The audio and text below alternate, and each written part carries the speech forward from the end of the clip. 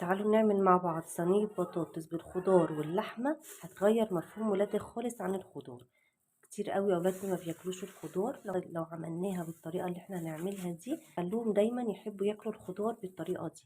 تعالوا بينا نخش على الطريقة ونشوف هنعملها ازاي وهتطلع معانا طعمها قد ايه خطير. سمي بسم الله ونخش على الطريقة على طول. هتجيبي اي خضار انت حباه. في الاول كده هنجيب بصل. يفضل في الطريقه دي ان احنا نكتر البصل شويه. هنقطعه تقطيع عشوائي كده، بس تكون التقطيعه كبيره علشان ياخد سواه كويس في الفرن. هتقطعيه مثلا كده. انا مش عايزه تقطيعه معينه، تقطعي اي تقطيعه عشوائيه كده معاكي بس تبقى كبيره شويه. البصل لما بيكون كتير في الصينيه دي بيبقى مسكر ويبقى طعمه في منتهى الجمال. قطعت البصل كده، هبتدي احط عليه شويه فلفل وشوية ملح في فلفل، وهقلب البصل ده كده كويس لغاية ما احس ان هو دبل كده شوية.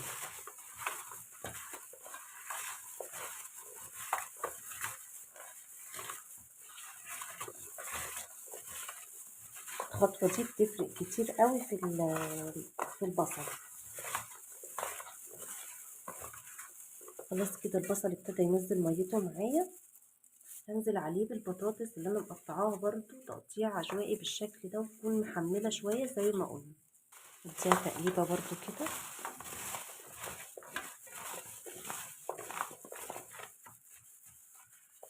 هجيب بعد كده كمية اللحمة اللي انت هتحطيها، وهبتدي افتحها كده بالسكينة. اي بقى نوع لحمة. انا هنا مستعملة كندوز بالضاني، بتبقى جميلة جدا. ابتدي افتح كده فيها فتحات، واحط فيها حبات قرنفل اللي هو المسمار. في كل فتحة كده فيها ابتدي احط فيها القرنفل بالشكل ده. هعمل كمية اللحمة كلها اللي معايا اهي. بصي القرنفل مطرح الفتحات. وبعد كده هجيب حتة سمنة بقى، يا سلام لو السمنة دي بلدي اهي، وهبتدي ادعك بيها اللحمة بتاعتي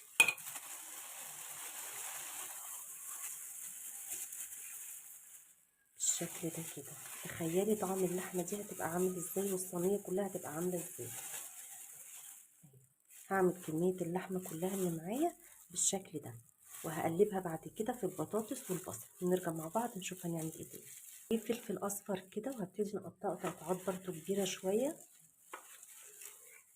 فلفل بقى اصفر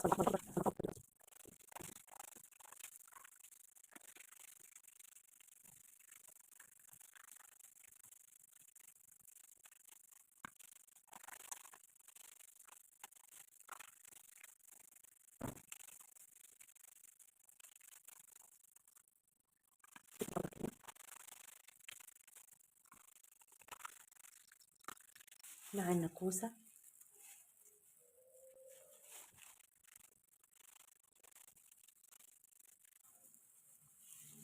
فاصوليا يا دوبك هقسمها على 2 بس، ممكن تخليها بطولها.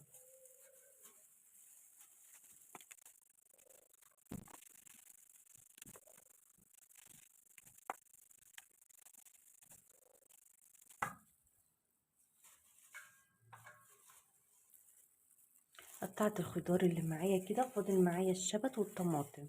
هبتدي برضو اديهم رشة ملح كده عشان كل حاجة عندي تبقى متهيئة. شوية فلفل اسود برضو. هنا ما بستعملش توابل بودر غير الفلفل الاسود.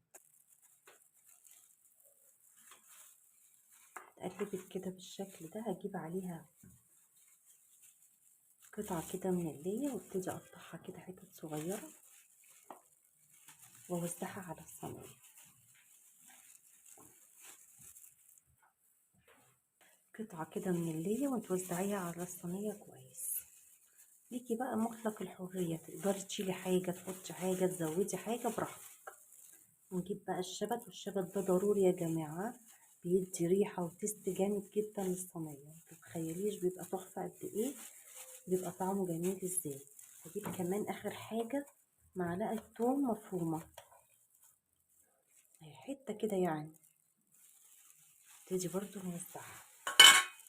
احنا لسه محطناش الطماطم. ما تخافيش، التوم ما بيبانش في الصينيه خالص، هو بس بيديها تيست لكن طعمه ما بيبانش. نجيبي بقى كل الكلام ده كله مع بعضه.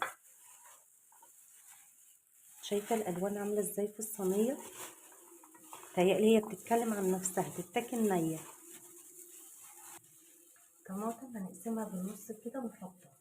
قسمنا الطماطم كده بالنص وحطيناها. نبتدي بقى نحط التوابل بتاعتنا الجافه. ورق لورا،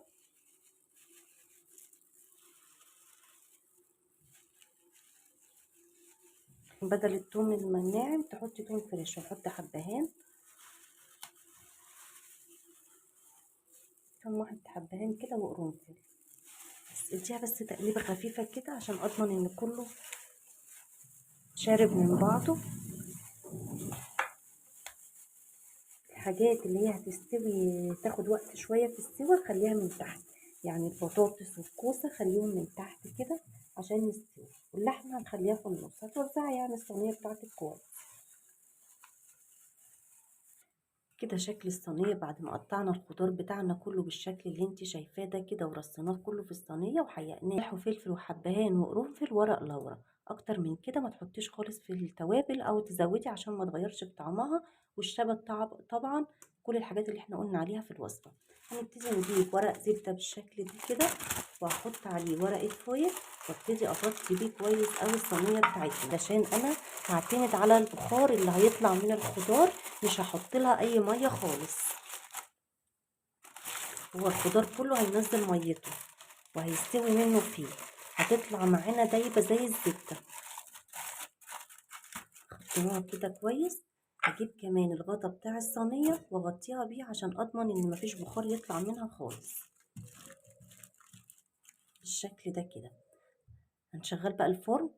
هحطها على الصاج من تحت خالص لغايه ما الاقيها غلت كده غلوتين وابتدت ريحتها تطلع. هرفعها احطها على الشبكه من فوق لغايه ما تستوي خالص. كل ده وهي متغطيه، مش هفتح عليها. ممكن في النص بس كده نقلبها تقليبه وندوق ملحها، لو لقيناها عايزه ملح هنزودها، مش عايزه خلاص تمام. خليها تكمل سواها على الشبكه. هتاخد من حوالي كده من ساعه لساعه ونص. بعدين نطلعها ونشوف هيبقى شكلها عامل ازاي ونقدمها مع بعض. اسويها وارجع لك تاني. الله، بصي عامله ازاي، تحفه. شوف البطاطس كده قد ايه ده، بصي مش مستحمله. تعالي نشوف اللحمه كمان.